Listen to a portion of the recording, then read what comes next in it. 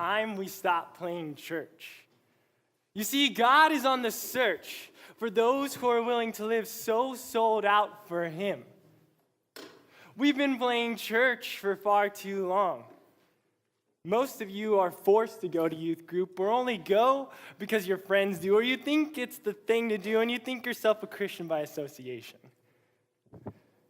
But when out in the real world, you found it hard to stay Christian. Your friends in school fill your heads with doubt, clouding your vision. Why would I share the good news if it just seems to offend everyone? I'd rather stay safe for fear of abuse. Can I ask you this, though?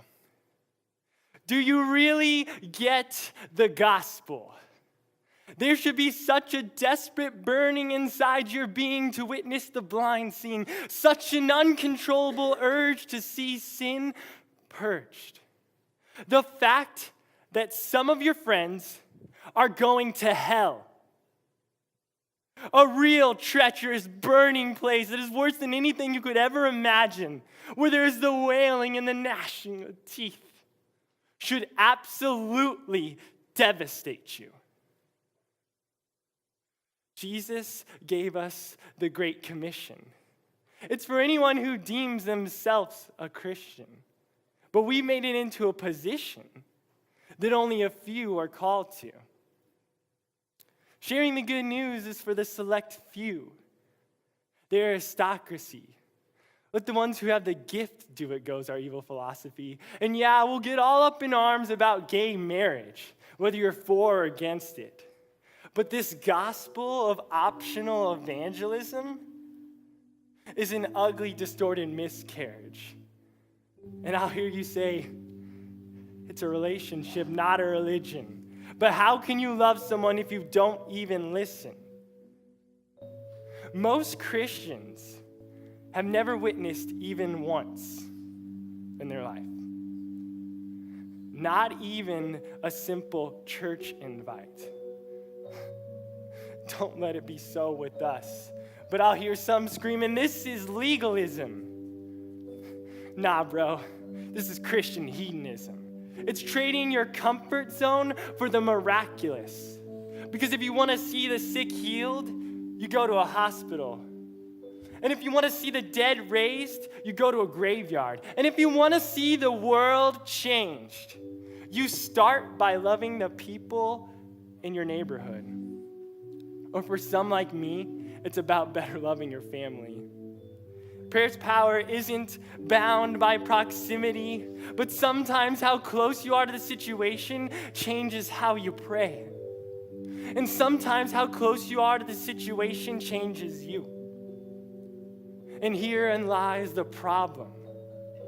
We're too far away from the situation. We're living off an experience that could have happened anywhere from 2, 4, 6 years ago. You may have gotten saved at a cool church, Camp CIY or Camp Allendale, or from an awesome message that made you cry, but you're still living off that one experience. Look, I don't even want to hear you say, man, God was moving really big back then, a year from now. I wish we could just go back to that, because that's when God was moving. No. Every moment, every single second, God is speaking to you and I. Are you listening? He knows we need a fresh word daily, and He gives it freely. But we won't be able to hear it so easily. We won't be able to see it so easily if we're not being obedient daily. We've got to constantly turn our eyes from worthless worldly things. Because when you start doing that, you're not playing church anymore.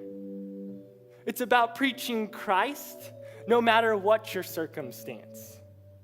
Because it'll always be too awkward, and you may not have 1,000,000 Bible verses memorized. But you know that Jesus is King. And He alone can change everything. And that testimony alone can change lives. It's about waking up every day, constantly praying, Lord, everything I do, Let me glorify you. Because every moment counts. When we realize this and obey, we'll stop with the church play. And we'll show the world we're not just Christians on Sunday.